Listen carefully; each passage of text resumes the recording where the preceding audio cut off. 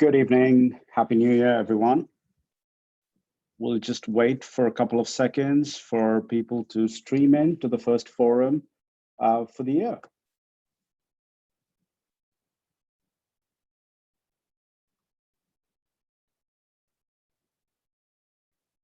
Fantastic. We've got several attendees already on, so I'll kick things off. Once again, a very, very happy New Year. Hope you guys had a good break. And I hope this was restful. It's obviously been a very tough year for a lot of us in 2020. And I think time with the family and some rest would have been great. So as we kick off the year and start our first forum today, just a quick sort of disclaimer again. This is strictly for subscribers. It's purely for informational purposes. It's the opinion of our insight providers and not of us as a platform itself. And lastly, but importantly, Chatham House rule applies. So please do not share any of this information on social media or any other public forum without express permission. Let's take a very brief recap of what we discussed at the last three sessions. From time to time, I will do that just to re-jog everyone's memory and bring to attention the varied amount of work that was shared.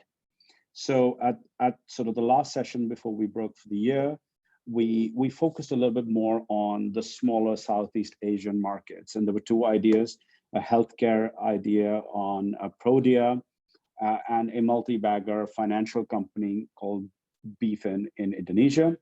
We also took a look at a commodity idea on Shogang. You can go back and track how some of these things are faring at the moment. We've seen a big breakout in the Indonesian NBFC. Prodia too seems to be doing all right. Fushan has lagged a little bit, but commodities seem to be well supported at the moment. In the week prior, we looked at PC Partners, which was a hidden crypto play. The stocks had a big move since then. Even today, it's up about 15%.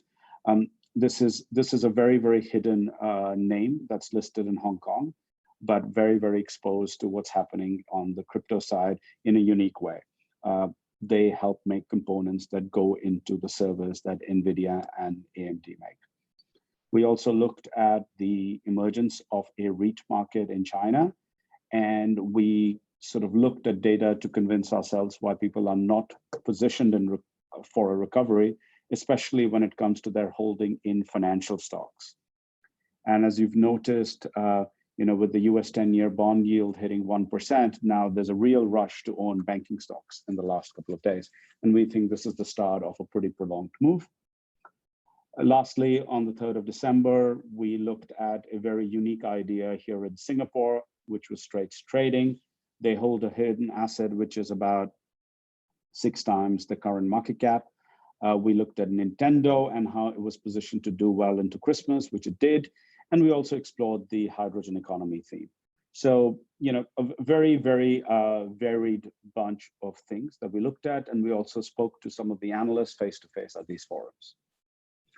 As we kick off today, we're starting with 2 large cap ideas. The first one is a Singapore-listed ASEAN large cap, which is trading at an extreme discount. Second, we're going to look at a Hong Kong-listed clean energy leader, which will give you a 40% dividend yield this year. And third, we will briefly explore why 2021 will be a breakout year for digital currency and discuss some of the implications. At any point of time during this forum, you can drop in a question using the Q&A button. You can also drop me a chat. We like to keep these things quite interactive. So this is a two-way flow and exchange as opposed to just me or the analyst presenting. So let's kick off with the first one. So the ASEAN mega cap that we want to bring to everyone's attention is Jardine, Cycle and Carriage, JCNC. It's very well covered on the Smartkarma platform. One of the insights that we want to flag has been written by David Blennerhassett, he's an analyst who specializes specifically in holding companies that have stakes in many other businesses. And he explores and explains why JCNC is so well positioned at the moment. So I think first things first, the stock is trading at an egregious discount to its fair value, which is its net asset value. If you look at the chart on the right-hand side, it shows you just how sort of just how wide this move has been. JCNC has not traded at these levels in 5 years. Also, for those of you who do not know JCNC, they own a strategic stake in an Indonesian company called Astra. And Astra owns several businesses in Indonesia. They're one of the most dominant families, but they're very highly leveraged to any kind of economic upturn in Indonesia. Now, with emerging markets coming back into play, we are obviously seeing the Indonesian economy, the Indonesian currency all starting to recover. But Jardine, Cycle, and Carriage has not moved yet. Now, the most obvious question a lot of you will have is, hey, why is the discount so wide? Why is the market missing this? What has driven or resulted in this opportunity? So there's been a very, very interesting technical reason that I will explain to you. And for that, I have just shared this insight from David Blenner that I was mentioning. So you will notice right up front, he talks about an MSCI deletion announcement on the 10th of November, with the actual deletion happening on the 30th of November. So what happened here was that JCNC is part of a large index. It is a large stock, and it got removed from that index.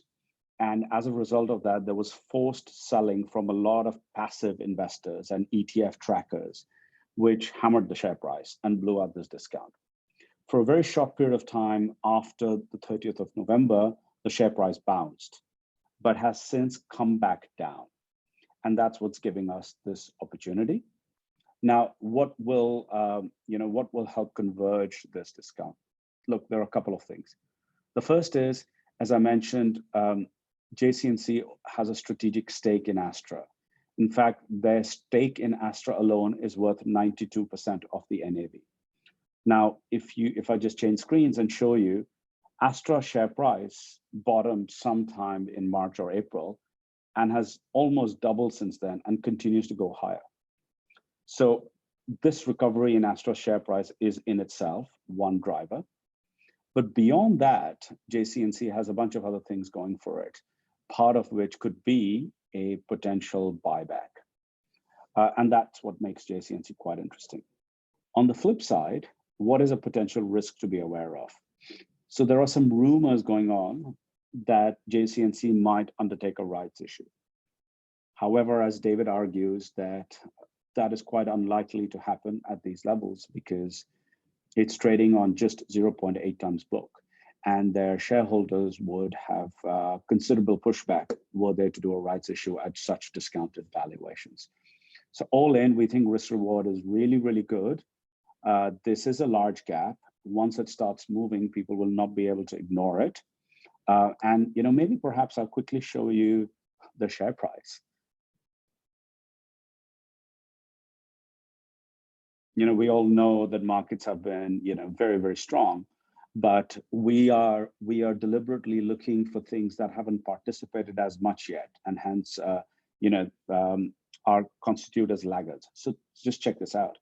This is where JCNC is at the moment. $6 billion of market cap, 6 times PE, below book, good dividend yield. So this is, this is the time to really focus on it now. If you have any questions on this, let me know. Otherwise, I'll move on to the next idea and we can take questions towards the end. Cool. Right. The second idea that we want to feature today is a very, very interesting idea. It's a clean energy company. It's actually a natural gas company that's listed in Hong Kong called Kunlun Energy, 135 Hong Kong. And there is a very special situation here that will result in a 40% dividend payout this year. Now, this particular stock is covered by Osbert Tang. Osbert is a very experienced China analyst. He covers infrastructure, he covers utilities, he's based in Shanghai, and he has been writing on this stock for a while. You notice those green dots and the specific catalyst that is now resulting in the 40% dividend yield was part of his thesis all the way from April. Now, let's take a closer look. So the first thing is Kunlun Energy held a gas pipeline business in Beijing and Dalian, 2 provinces. And they were trying to sell off this gas pipeline, and they successfully sold that business recently to a government-owned entity called Pipe China. Now, this was a very, very attractive sale. Let's take a look at this. So this is Osbud's piece. So this was written on the 23rd of December, just going into Christmas, so people didn't really pay any attention to it. So just going into Christmas, Kunlun concluded the sale of their interest in the Beijing pipeline, as well as the Dalian pipeline. And they sold this business at 1.9 times price to book. And this was much better than the valuation that people were expecting based on prior deals in the space. The other amazing thing is that the proceeds from this sale are all cash. Some analysts expected it to be a mixture of cash plus stock, but it ended up being all cash.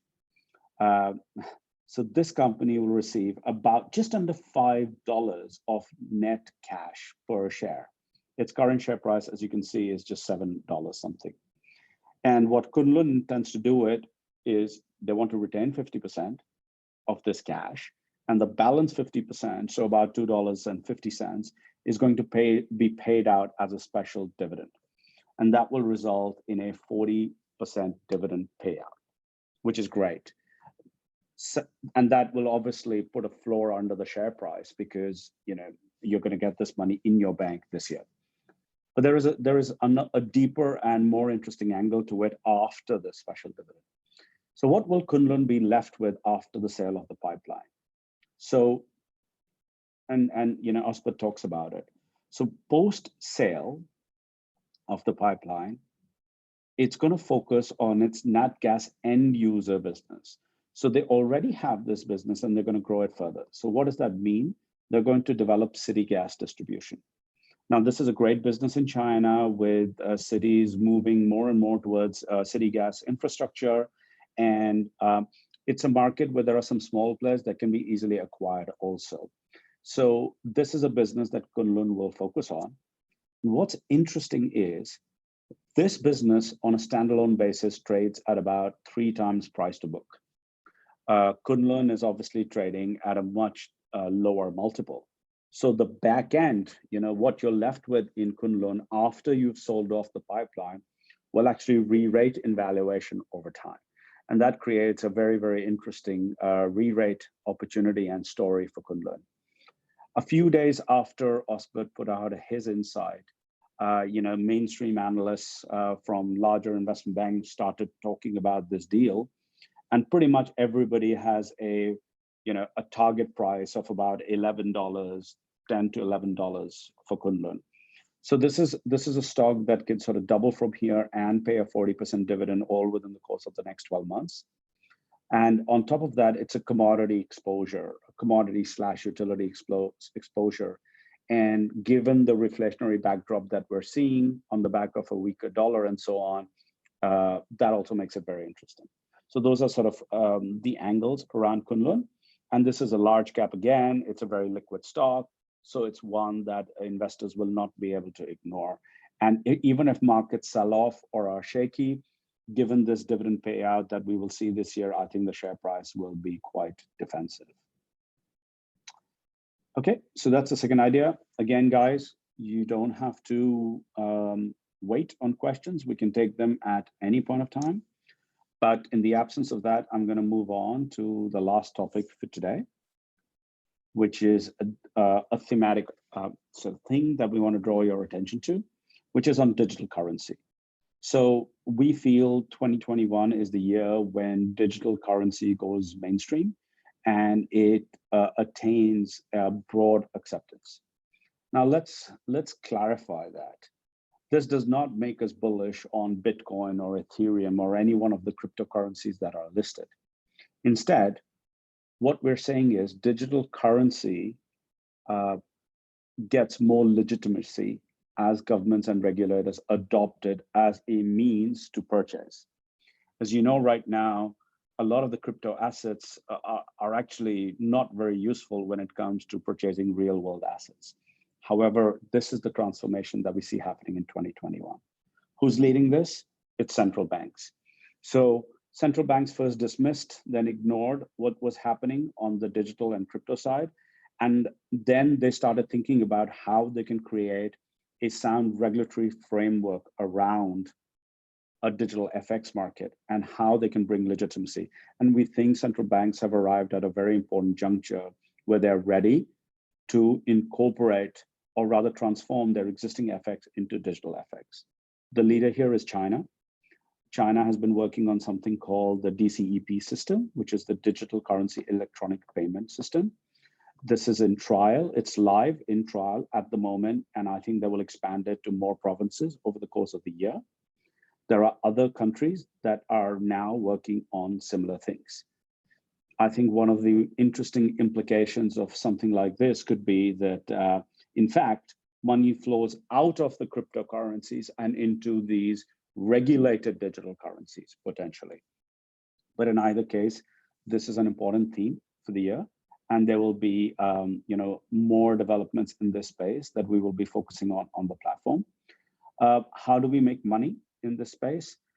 In fact, there will be several opportunities, both by trading crypto assets, some on the long and short side, but we are looking for key players that are going to be enablers of central banks in promoting the adoption of digital currency. This is something that we will discuss in future forums and look at. But today we wanted to make sure that you're aware that this is one of the key themes that will evolve and grow over the course of 2021 and will find focus on Smartkarma. With that, I'm just going to open it up to discussion. If you guys have any questions, if you guys are feeling shy, given it's the first forum of the year and don't have any questions, that's fine too.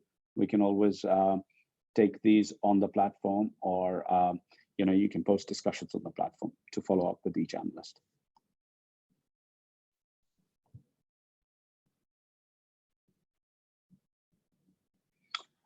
Very happy to take questions on any of the things that were discussed in the prior forums too.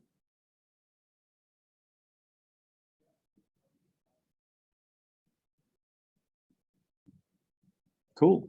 Looks like everyone's very gun shy, which is fine by me. But thank you very much for joining us today.